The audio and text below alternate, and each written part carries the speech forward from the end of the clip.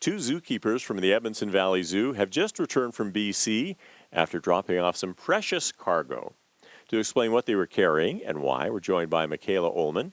She's a zoo attendant at the Valley Zoo and part of the Northern Leopard Frog Conservation Team. Good morning, Makayla. Good morning. Thanks for having me. Thanks for joining us. So what was your cargo? So we had 277 tadpoles that we brought to Kimberley, BC. Tadpoles. So what do the tadpoles eventually become? They become our frogs, our northern leopard frogs. Yeah, so we have a population of 40 northern leopard frogs at the Edmonton Valley Zoo. Mm-hmm. And what would those frogs, how big would those frogs be? Yeah, so full size. Our frogs kind of depend on the gender that they are and how big they are. Our males are a little bit smaller than our females. Our males can be about 50 grams and our females can get up to 100 grams. So a pretty good size, about the size of your fist. And then where were you taking to them in BC? So we were taking them to a new area of population in Kimberley, BC. There's some new wetlands there that look very promising. So that's not where they currently are. There's actually only one population in Creston, BC left in the wild. And so this was an attempt, and hopefully it will be successful, to bring these frogs back into this area in southern BC. Are these frogs an endangered species? They are, yeah. So they are the Rocky Mountain northern leopard frog. So this population specifically is endangered or considered at risk here in Alberta as well as in BC. But the greater northern leopard frog population is considered the least concern. Now, how long have they been at the zoo? Has this been going on for a long time? Yeah, so our breeding population, our program, it has actually started back in 2018. We got some frogs from our partners at the Wilder Institute in Calgary Zoo and Vancouver Aquarium. And so we have raised those frogs up, and now we're starting to breed them here at the zoo. And then has inserting tadpoles in these various areas has been tried before, and how successful is it usually?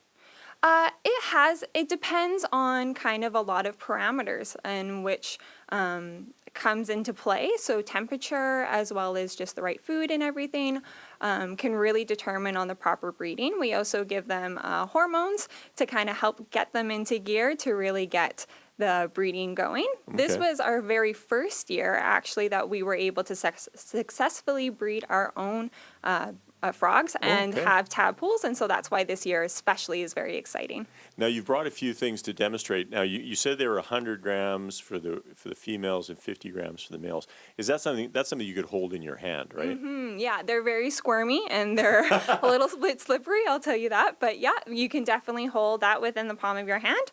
So this is kind of a skeleton that I have of our frog. This isn't exactly a northern leopard frog, but this is exactly kind of the size roughly that there would be. So if you had a smaller hand, that would be the size of the frog. Yeah, they kind of fit in my palm, which is a little bit smaller. Right.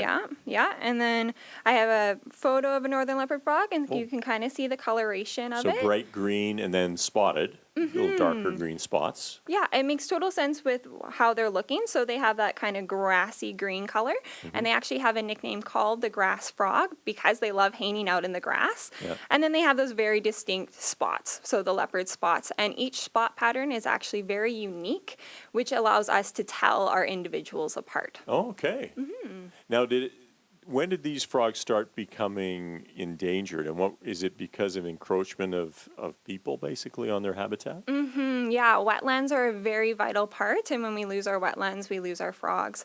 So here in the Edmonton area, the North Saskatchewan River Basin, they actually disappeared or started to see a decline in the 1970s, and then pretty much 1980s, we didn't see them in this area anymore. Oh.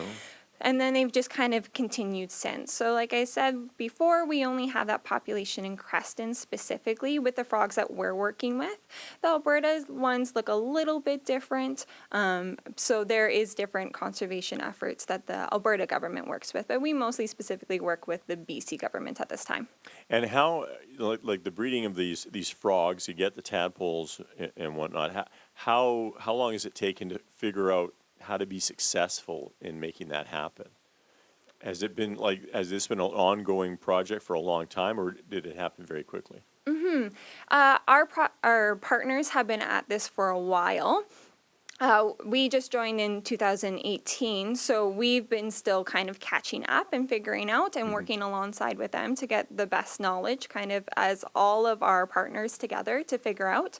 And even this year, we've had to do something like IVF to get eggs and all that too. IVF on the frogs? Yeah, Wow. yeah. So we had a special hands and all that to specifically help us with that. So that's just having the eggs from the females and then the sperm from the males and putting them together to get our tadpoles to get those eggs to be fertilized for sure. So then you went along and for the release of these?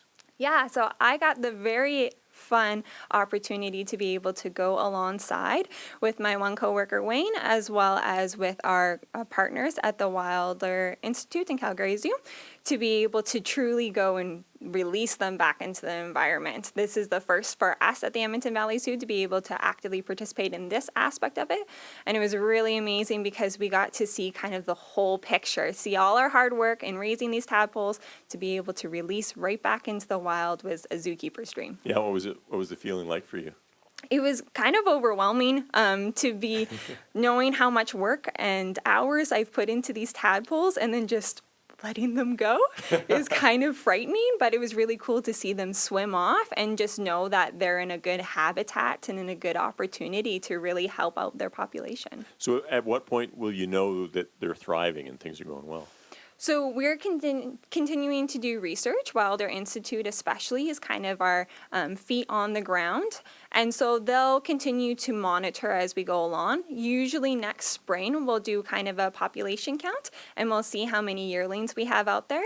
The yearlings are really good at, once they get big enough, they start spreading. So you have to check all the wetlands around. We specifically had them released in one wetland, but we're probably going to see them in all the neighboring wetlands too. That'd be great to see. Makayla, thanks for coming in to talk about it. We appreciate it. No problem. Thank you so much for having me. Makayla Ohlmann is a zoo attendant at the Edmonton Valley Zoo.